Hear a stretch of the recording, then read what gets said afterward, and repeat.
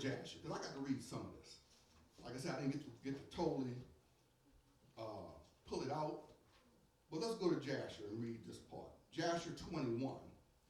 And I'm going to read verses 29 through 44. This is powerful. Disrespect is not a light thing. And Abraham called to the woman to come out from the tent. And the woman came and stood opposite Abraham. For Abraham was still mounted on the camel. And Abraham said to Ishmael's wife, when thy husband Ishmael returneth home, say these words to him. See, I'm going to tell you something. I'm going to pause there for a second. A father and son, they know each other's moves. Like Pastor may not have seen one of his sons for a while, but if his dad gives a message or say something, he knows exactly what his dad means, you know, whether he heard it himself directly from his dad. So the same thing with Abraham and Ishmael. Just because Ishmael was sent away, don't think that Ishmael was not thoroughly trained by Abraham and knew his ways. Am I right? Yeah. Verse 31. A very old man from the land of the Philistines, here's the message that Abraham told her to give. A very old man from the land of the Philistines came hither to seek thee, and thus was his appearance and figure. I did not ask him who he was, and seeing thou was not here, he spoke unto me and said, when Ishmael thy husband returneth, tell him thus did this man say, when thou camest home, put away this nail of the tent which thou hast placed here, and place another nail in its stead. Now that may went over some folks' head, you know, but I see some of y'all caught it. Verse 32. And Abraham finished his instructions to the woman, and he turned and went off the camel homeward. And after that, Ishmael came from the chase, he and his mother, and returned to the tent. And his wife spoke these words to him.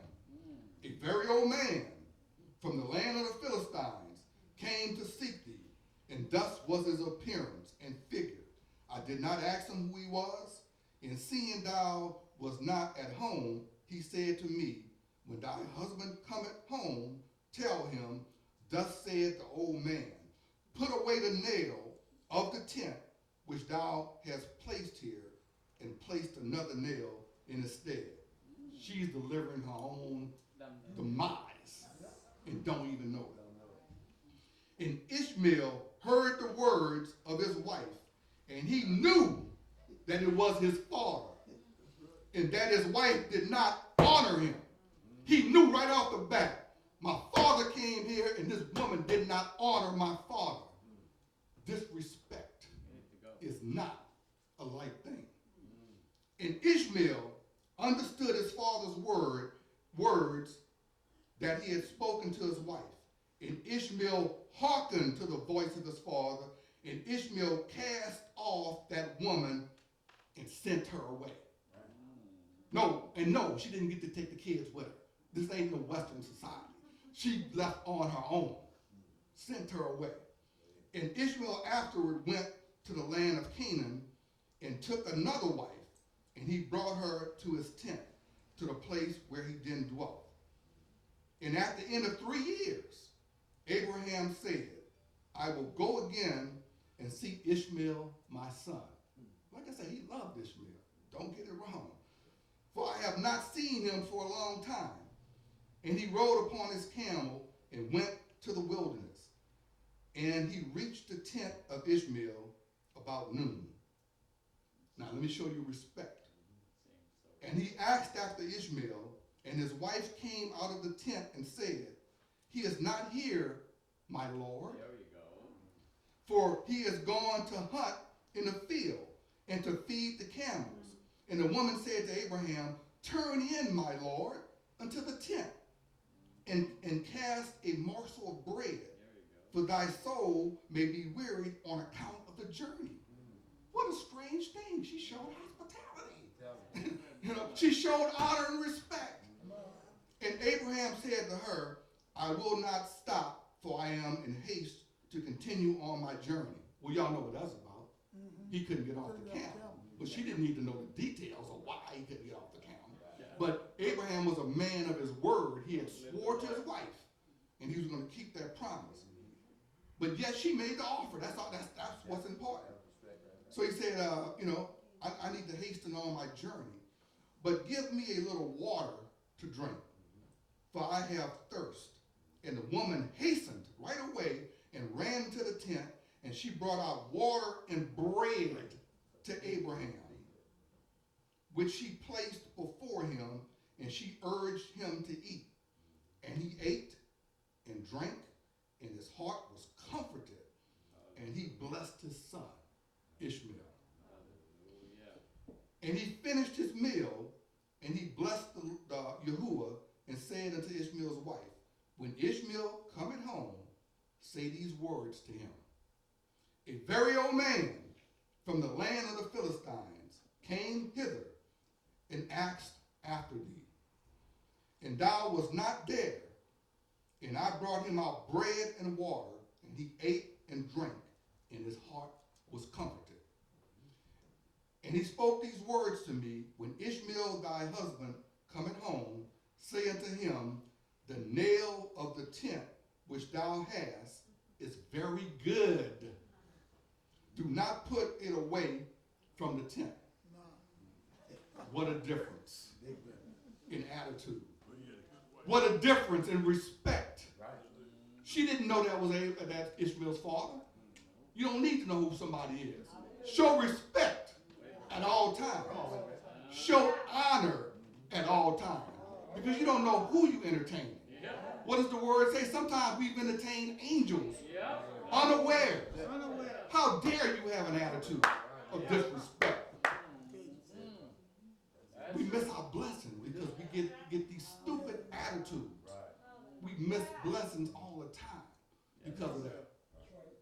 Disrespect is not a light thing. So as the story continues, when Ishmael came home, his wife repeated the words of Abraham. And Ishmael knew that it was his father and that his wife had honored him. And Yahweh blessed Ishmael. He knew right off the bat. Then after that, let me tell you what Ishmael did. Ishmael gathered his wife, his new wife, and his children, and they took a journey to go be with Father Abraham. And they went and dwelt with Abraham for many days. And then Abraham was able to speak to him face to face and related the story of the transactions with the first wife. Well, that's a powerful example, right? About disrespect. And it was tragic consequences because of that. Well, let me give you a few more examples. You say, give me some? Is everybody all right? Do I need to wrap it up? I'm too long with it? Are we all right? Okay, everybody say it good. What did you say? What did you say? I thought Brother Shannon, if she's going to have a wife, I'm going to visit him one day. Oh, all right. All right. So now let's talk about Brother Reuben and Father Jacob. Another example of extreme disrespect. Let's go to Jasher first. It's not too many verses, so let's go to Jasher. Jasher chapter 36. And those of you that know the story of Reuben, you know he ended up disrespecting his father's baby. And his father's wife. Yeah, but what you may not know is why, but it's still no excuse.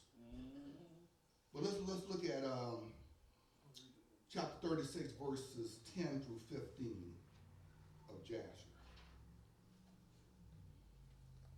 Here, Rachel dies, and in verse 10, it says, chapter 36 of Jasher, verse 10 through 15. And whence they were going on the road, and there was yet but a little way home to Ephraim, Rachel bare a son, and she had hard labor, and she died. And Jacob buried her in the way to Ephraim, which is Bethlehem. And he put a pillar upon her grave, which is there to this day. And the days of Rachel was 45 years, and she died. So she didn't live a long life. She's 45 years old. Died in childbirth, bearing Benjamin. And Jacob called the name of his son that was born to him, which Rachel bare unto him, Benjamin. For he was born to him in the land on the right hand. And it was after the death of Rachel that Jacob pitched his tent in the tent of her handmaid Bilhah. And Reuben, here's why Reuben did what he did. And Reuben was jealous for his mother Leah on account of this. And he was filled with anger. And he rose up in his anger and went and entered the tent of Bilhah. And he thence removed his father's bed. And at that time, the portion of birthright, together with the kingly and priestly offices, was removed from the sons of Reuben, for he had profaned his father's bed, and the birthright was given unto Joseph, the kingly office to Judah, and the priesthood to Levi, because Reuben had defiled his father's bed. Now let me expound on this a little bit. Come on. Did Reuben have a right to be angry? Yes, he did have a right to be angry. What does the scripture say? Be angry and sin not. Am I right? Do we as fathers make some horrible mistakes sometimes? Yes, we do. Do we miss it sometimes? Do we mess up sometimes? Yes, we do. But does that give you the right as a child to ever disrespect your mother or father? Does it? No. Absolutely not.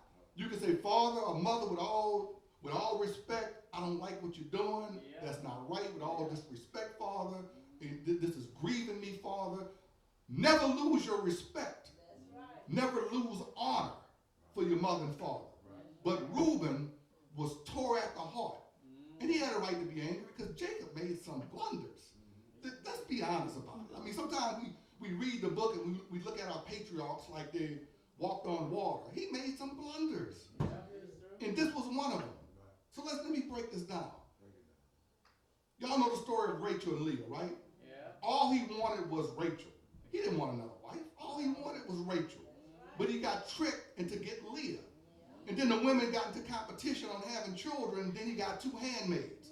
So now you got 4 wives or 2 wives and 2 concubines, depending on how you want to look at it. Yep. Right? Bilhah was Rachel's concubine. Zilpah was Leah's concubine. So all Reuben's life and these other brothers, all their life, they saw their dad just loving on Rachel. Loving on Rachel. It was Rachel, Rachel, Rachel, Rachel. Barely dealt with Leah.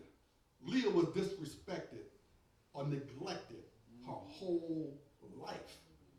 So now, and let me back up. Also, see, people have the wrong idea of polygyny. You know, they look at the Mormons and or all these women in one house. No, it didn't work that way.